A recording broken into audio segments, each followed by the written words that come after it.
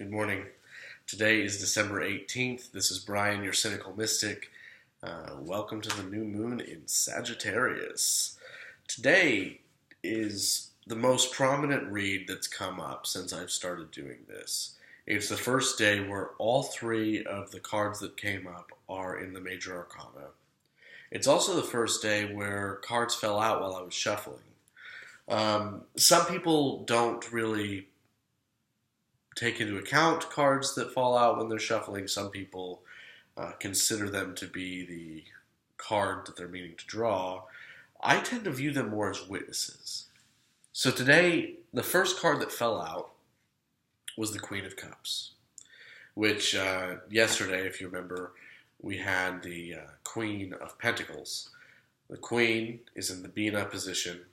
Pentacles is the material realm, earth, and cups is more the emotional sphere. It's water. And the other card that came out was Temperance. The Path 14.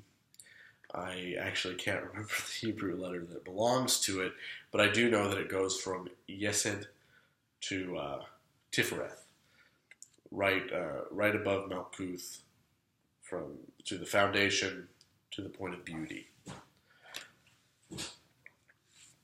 All right, so today we have Strength, which is really an amazing card to come up right with the new moon in Sagittarius, even though Sagittarius is mutable fire and the Strength card is governed by Leo, or represents Leo, which is fixed fire.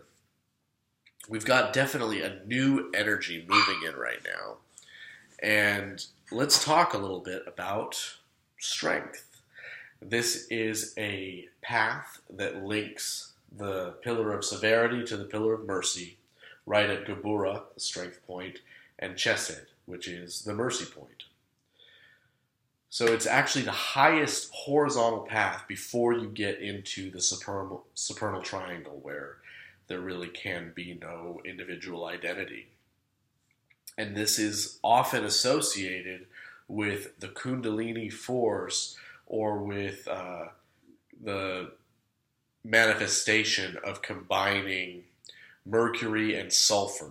Sulfur being the strength, Mercury being the will, creating manifestation, turning fire into light. There's a serpent also associated with this card, even though it's not represented on the Rider-Waite deck. And Crowley also calls this card Lust instead of Strength. And the reason for that, other than his own kind of personality, which he did infuse into his deck, is that there's sort of a divine frenzy associated with awakening this Kundalini energy. So today is really all about strength and power, that massive, vital animal force directed by the will. You have this woman who's able to pet this lion. It's a Daniel in the lion's den sort of image of this raw, just power, animal power, directed by a gentle guiding force. There are 3 lions in Western alchemical symbolism. You have the green lion, which is that animal. The red lion, which you see depicted in this card, which is the animal directed by the will, or combined with the will. And then the old lion, which is the soul combined with the universal everything. Today is a very open day. It's a day for really being vital and moving forward. There's a lot of both power and stillness. Really not many barriers on anything today. The only rules of the day are stay in touch with your emotions and maintain some balance.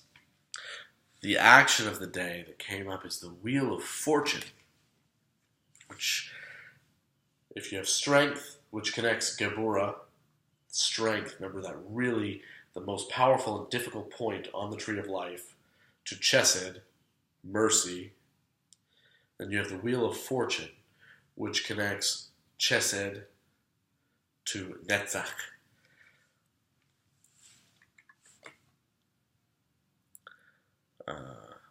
So it looks like we're kind of moving from really focusing on that pillar of severity to a place of a lot more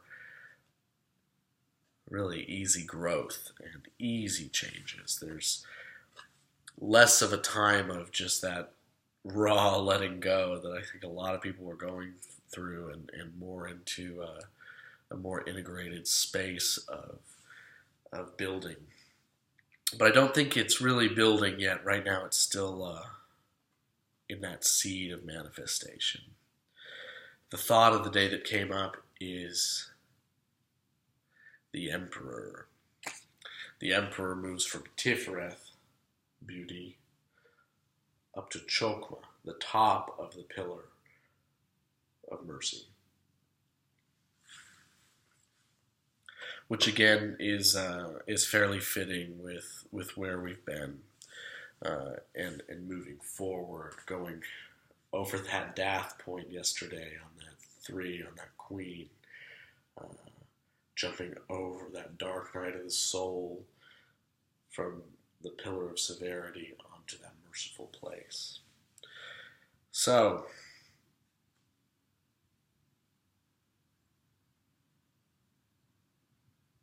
let's talk about meditation a little bit.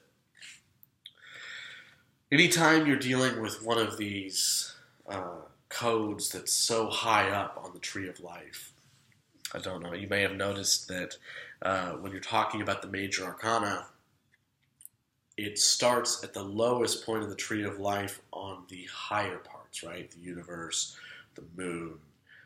These cards are down here at the bottom. And as you move towards 0, the Fool, right? You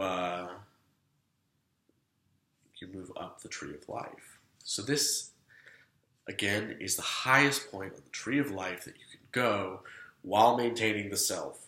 The will combined with strength. Mercury and sulfur. Alchemy, baby. Transfiguration. Transformation. Kundalini force. You can't understand these cards with just the mind. You have to go into them if you really want to. So the meditation that I use every time I do one of these reads when they come up before I talk to you, and especially with cards that are this complex, is I go into a space of relaxation,